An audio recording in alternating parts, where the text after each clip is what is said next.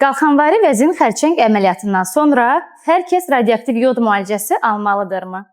Tədqiqatlar göstərmişdir ki, xərçəng əməliyyatından sonra hər pasiyentə standart olaraq radioaktiv yod tətbiq edilir.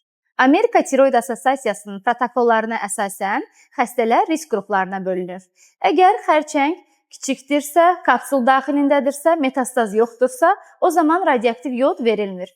Orta və yüksək risk qruplarına isə radioaktiv yod verilir. Bəs radioaktiv yod müalicəsi niyə verilir?